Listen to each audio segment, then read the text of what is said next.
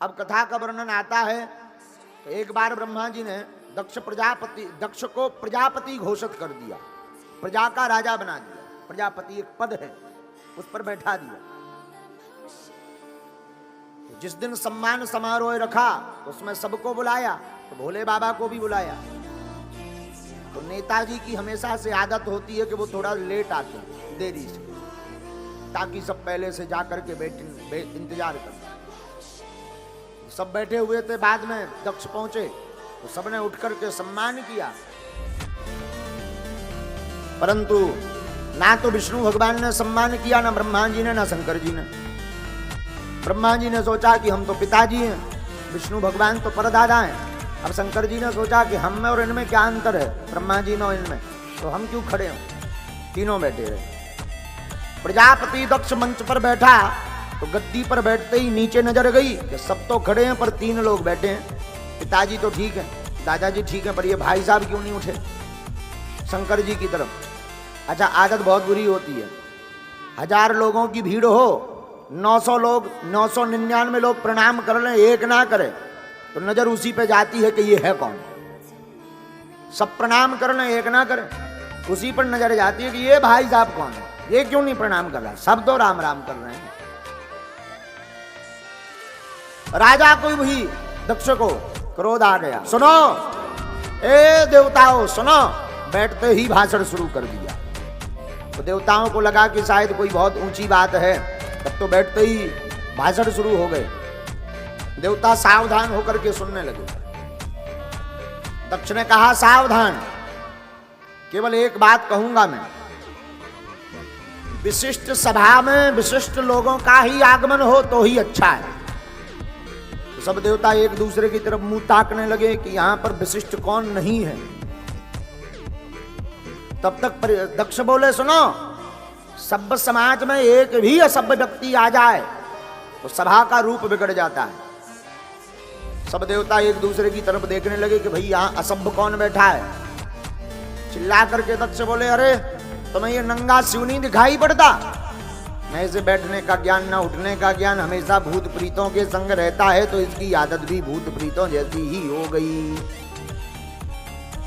अब तो देवता हैरान है गए। तो किसी ने हाथ जोड़ करके कहा कि भाई प्रजापति जी, इतने ही तुम्हें अवगुण अगर अपने भोले बाबा में दिखाई पड़ रहे तो अपनी बेटी का विवाह क्यों किया, मत करते बेटी की शादी। तो राजा दक्ष बोले, अरे वो तो हमने पिताजी की आज्ञा मानी, वरना हम इस मरकट लोचन वाले से, मरकट लोचन का मतलब होता है बंदर सी आंख वाला, इस मरकट लोचन वाले से बेटी की शादी करते। कहां हमारी सुकुमारी बड़ी सुंदरी कन्या, और कहां ये मरकट लोचन जैसा शिव।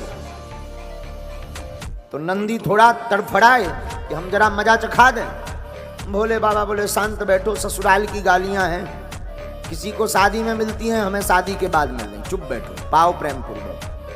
तो बेचारा नंदी शांत हो गया। राजा दक्ष नहीं माने।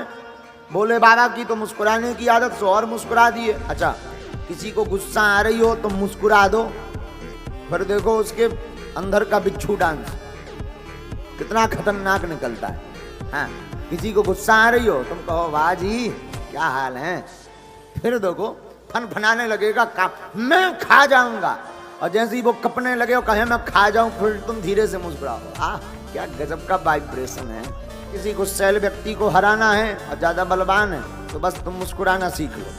अब वो गुस्सा में फनफनाए और तुम 2-3 अंग्रेजी के शब्द, so sweet, how are you.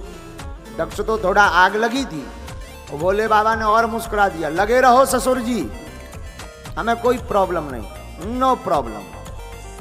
और जहां थोड़ा और मुस्कुराए सो दक्ष के अंदर आग लग गई 360 डिग्री की सेल्सियस की, 360 सेल्सियस की आग लग गई। हाँ, और चिल्ला करके दक्ष बोला, सुनो देवताओं, आज के बाद किसी भी यज्ञ में कहीं पर भी शिव का कोई भाग नहीं होगा। भगवान भोले बाबा बोले, वैसे भी हमें सम्मान ज्यादा पसंद नहीं है, सेम टू यू, धन्यवाद। और अब तक तो नंदी बाबा शांत थे, पर अब नहीं रहे शांत। क्यों? हरि हर निंदा सुनाए जो काना। माता पिता गुरु भगवान विष्णु शिव इनकी जो निंदा करता उसे गो हत्या बराबर पाप भोगना पड़ता। तो अब नंदी तमके थोड़ा और तमक करके उठे, ए दक्ष जब से आया बक बक बक बक बक बक बक बक किए जा रहा, जा हमारा भी श्राप है, तेरा मुंह बकरे का लग जाए। तो राजा दक्ष की तरफ से भृगु जी, इनकी दाढ़ी बड़ी लंबी थी, दाढ़ी पर हाथ फेरते हुए बोले, ए नंदी तुझे क्या लेना देना, ये ससुर दामाद का मामला था, तू बीच में क्यों खुद का मेढक की तरह, जा हम भी श्राप देते हैं, भोले बाबा के जितने गण हैं सबके सब पाखंडी हो जाए। नंदी बोले हमको पाखंडी कहा, नंदी तमक करके उठे, ए बाबा हमको पाखंडी कहा, जा हम भी श्राप देते हैं, तेरे जैसे जितने ब्राह्मण हैं सबके सब मंगना चटकार बामुन बन जाए। जा ये नंदी बाबा का ही श्राप है ब्राह्मणों को, आज भी ब्राह्मण मांग करके ही खा रहा है। हाँ, ब्राह्मण कितना भी अमीर हो पर इसकी भिक्षा लेने की वृत्ति कभी नहीं जाती, क्योंकि नंदी बाबा का श्राप है। शंकर जी ने सोचा आए तो थे सम्मान समारोह को, चल रहा है श्राप समारोह, वाह ऐसे तो सब गड़बड़ हो जाएगा। तो शंकर जी ने धीरे से कहा, नंदी यू कैन गो, चलो सब। और फिर क्या, बाबा फिर मुस्कुराए,